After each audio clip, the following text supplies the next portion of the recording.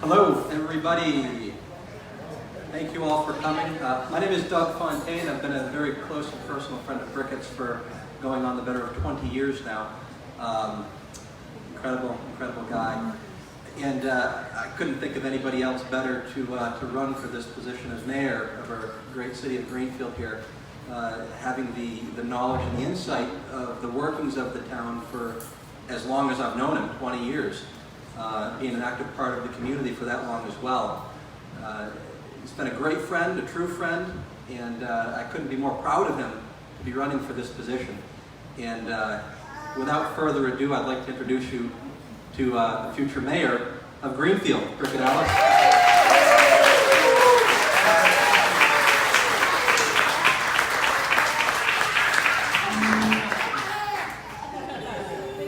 Yeah, my biggest fan is right here. Well, good evening, and thank you all for coming to the fundraiser tonight to support my candidacy for mayor.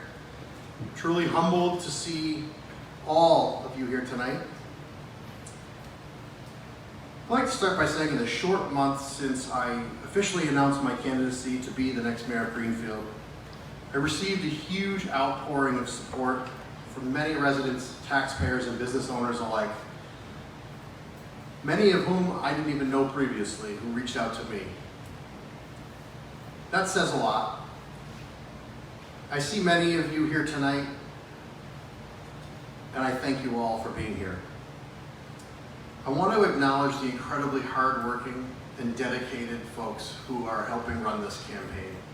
If they could all just stand up and just give a little wave or a nod, let us know. Thank you very much.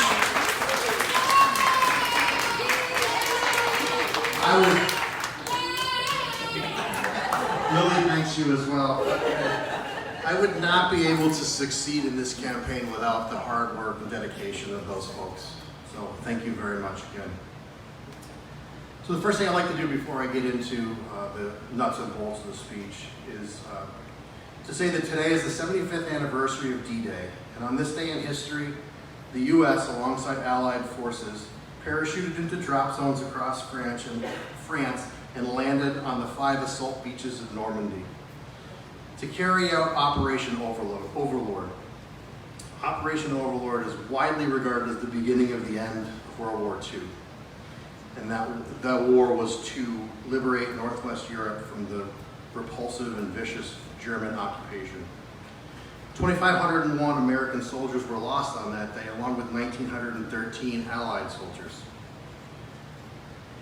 We're here today in part because of the sacrifice these young, brave souls made for us to allow us to be here today. Free to assemble, free to speak, and free to safely practice our democracy. So I would ask that everyone join me in a moment of silence and remembrance.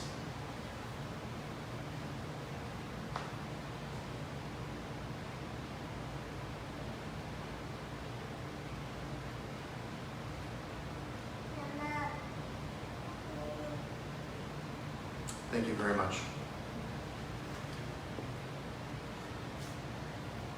You're all here today because you believe I'm the best candidate in this race, and I agree with you. The unpleasant reality of politics, however, is that political wins are driven by donations and donations from folks just like you.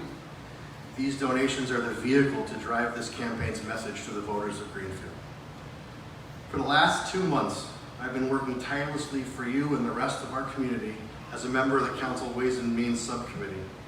I was working hard to hold the line on what was proposed to be spent in the FY20 budget.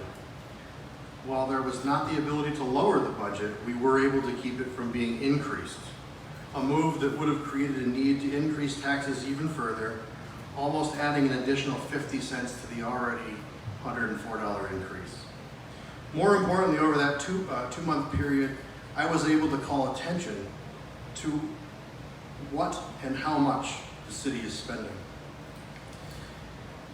As most of you have, and as you consider donating tonight, think of donations as an investment in stabilizing taxation and electing someone committed to sensible expenditure an investment in a greenfield that grows not impulsively but thoughtfully.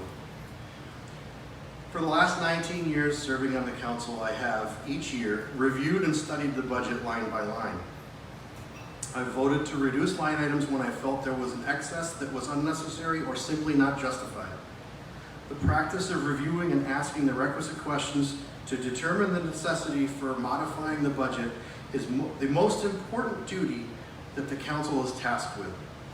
Some who have never even been elected to the council have called this being negative. However, the reality is that exercising this important duty is a vital and integral part of the process of checks and balances and government accountability.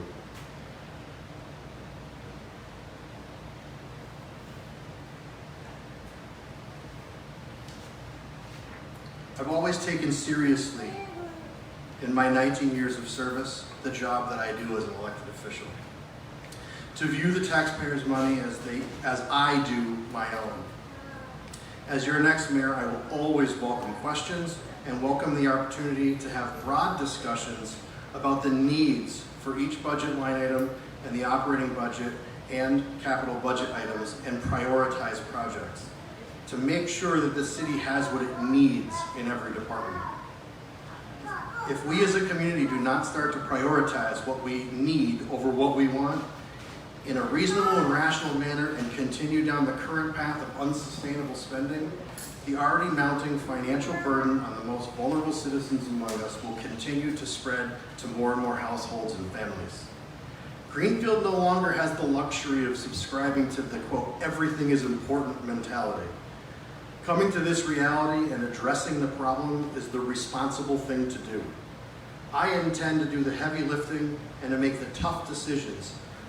We must start by changing our belief that everything and every opportunity is the most important one. That simply cannot be passed up. While there will be times that this is true, there must be critical thinking and deliberative process to determine each such case. When we believe that everything is important, the reality becomes that nothing is important. And that leads to the need for unsustainable cost increases to pay for each opportunity. Those costs are ultimately borne on taxpayers. Greenfield has a strong mayoral form of government. The charter places the authority for budget creation, priorities, and spending on capital projects solely in the mayor with the approval of the city council. When this much authority is entrusted to one person, it becomes undeniably important who our community elects as its next mayor. With my unmatched experience, my supreme knowledge, and innumerable qualifications, I am that candidate. Not only because I possess these qualities, but more importantly, I understand struggle. I understand the anxiety that comes with the realities of life, that sometimes we must make tough decisions to achieve the best possible, yet sometimes not most ideal outcome to a situation. I've been in the position of paying my water and sewer bill late so that I have enough money to pay my mortgage. I've declined dinner out with friends and family on at least one occasion due to the need to pay my vehicle excise tax. That's life. You make those decisions. No one likes to talk about the times they've had to struggle because it can be demoralizing and embarrassing. But to all who find themselves struggling, I know you exist. I am your candidate. For those who work multiple jobs to provide for your family, I understand. And like you, I too work multiple jobs to make ends meet and to provide for my beautiful family. Where's Lily? I'm also your candidate. I believe city governance should be viewed no differently than the taxpayers view their household budgets. When the taxpayers are forced to make tough decisions and prioritize, so must the government, and live within its means, even if it means we cannot have everything we want at the very time that we want it. Every generation has, in their lifetime, had a reason that precipitated the necessity to prioritize, and for each generation, I am your candidate. To those from the greatest generation, forced to prioritize and make hard choices during the Great Depression, most of whom served our country in some capacity, supporting the war effort, many of whom are now living on fixed incomes with limited means, I'm your candidate. To the baby boomers who worked hard your entire lives building wealth and retirement savings only to be squeezed in the Great Recession and now forced to prioritize your spending and make hard choices, I'm your candidate. To the Gen Xers, raising families, working multiple jobs to make ends meet, to provide a better life for your children than that of your own, forced to prioritize spending and make hard decisions, I am your candidate. To my generation, the millennials, now saddled with student loan debt after promises of good paying jobs, struggling to buy your dream home so you can start a family, now forced to prioritize your spending and make hard decisions, I'm your candidate. To the new silent generation, the very same age that I was when I was elected to council. You're the future of this community.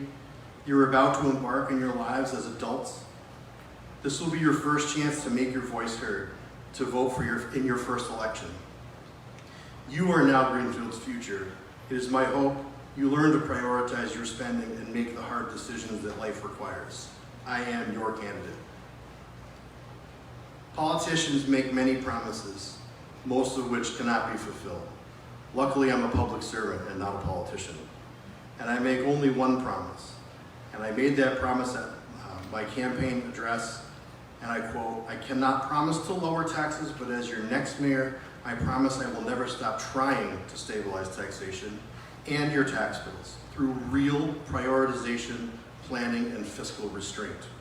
I will safeguard and treat your hard-earned money as I would my own, end quote. Tonight I stand before you and reaffirm that promise. I will always do my best to try and achieve a better and more affordable city in which to live for everyone in our community. I will always make the tough decisions to ultimately make our community stronger. I will also be committed to Greenfield's small business owners, in addition to the integral part of our city government, the employees.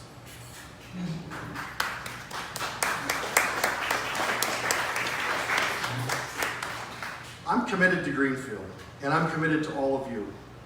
Tonight you have the chance to make the investment in a campaign and in your future. Your investment tonight will pay itself back in savings over the next 4 years with my leadership and financial prioritization. I count on each and every one of you to be committed to me, and in turn be committed to this community. I ask for your generous financial support to set us on the path to victory in this election and on our path to prosperity in the next 4 years. I thank you all for coming. I hope you'll all take a minute to head over to the front table where you can pick up a card that has all the information to follow us on Facebook and on the website. You can take, I think everyone's already taken a button, but if you have other people that you know would like one, feel free to take as many as you'd like to hand out. The bumper stickers as well, feel free to take as many of those as you would like. And if you were waiting to hear me speak before you wanted to make a donation, feel free to make a donation. For those who have already donated, both tonight and prior to tonight, I thank you from the bottom of my heart for your donation and for your willingness to support me and support all of us collectively. This campaign, as I said earlier, unfortunately will not run effectively without donations. And it's sad to say, but that is the world that we live in and that is reality. So I thank you for your generosity and I thank you for being here.